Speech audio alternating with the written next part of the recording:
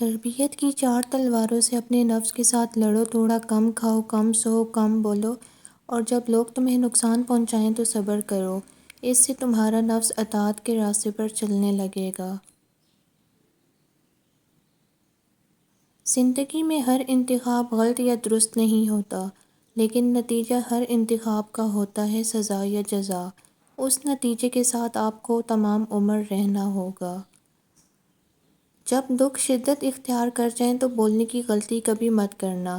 یہ تو صبر کے لمحات ہوتے ہیں، وہ لمحے جب اللہ آپ کے ساتھ ہوتا ہے، اور جب وہ ساتھ ہوتا ہے تو انسان کو فرش سے عرش پر پہنچا دیتا ہے۔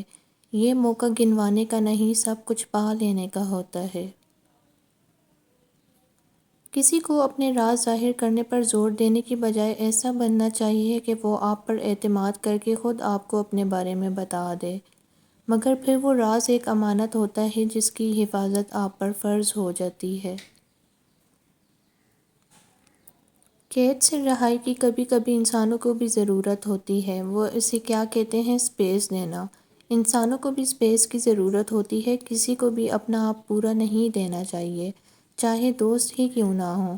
اپنی اہمیت دوسروں کی نظر میں برقرار رکھنی چاہیے، کیونکہ جو چیز مکمل مل جاتی ہے تو اس سے انسان کا لگاؤ ختم ہو جاتا ہے۔ انسان میں ایک چیز ہے جو اسے دوسرے کی طرف کھینچتی ہے، اور وہ ہے تجسس۔ یہ تجسس اسے دوسرے انسان سے جوڑے رکھتا ہے۔ جس دن ایک انسان نے دوسرے کو پورا سمجھ لیا، اس دن اس کا تجسس ختم ہو جائے گا۔ دنیا کبھی کسی کی غم کی وجہ سے آگے بڑھنا روک نہیں دیتی۔ یہ ازل سے دنیا کا قانون ہے، رک جانے والوں کو دنیا انتظار نہیں کرتی۔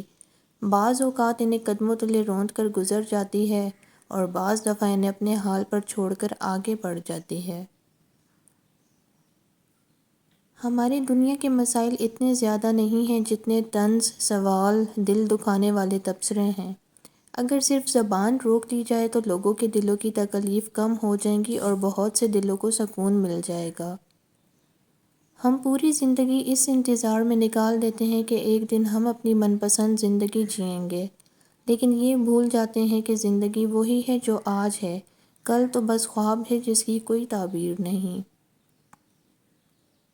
کوئی بھی پرفیکٹ نہیں ہوتا، لگاؤ ہو تو ہم خوبیاں تلاش کر لیتے ہیں، اور بیزاری ہو تو خامیاں۔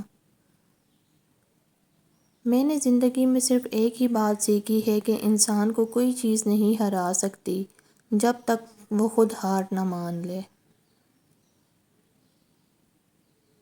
وقت گہرے سمندر میں گرا ہوا موتی ہے جس کا دوبارہ ملنا ناممکن ہے۔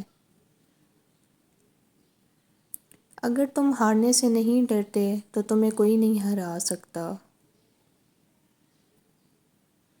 پرندہ جب اڑنے کی ٹھان لے تو ہوا کو راستہ دینا ہی پڑتا ہے۔ اپنا کل کو بہتر کرنے کے لیے اپنے آج کو سنوارو۔ بہترین دنوں کے لیے برے دنوں سے لڑنا پڑتا ہے۔ ہار اور جیت تو اپنے اندر ہوتی ہے، مان لو تو ہار ہے، ٹھان لو تو جیت ہے۔ منزل سے آگے بڑھ کر منزل تلاش کر، مل جائے تجھ کو دریا تو سمندر تلاش کر۔ جس کام میں جتنی جلدی کرو گے اتنی ہی دیر ہوگی۔ اچھے نتائج کے لیے صبر و تحمل سے کام لینا ضروری ہے۔ دوسروں کو نصیحت کے پھول دیتے وقت خود ان کی خوشبو لینا مت بھولیں۔ خود کو اخلاقی طور پر سنوارنے میں اتنا وقت صرف کرو کہ تمہیں دوسروں پہ تنقید کرنے کی فرصت ہی نہ ملے۔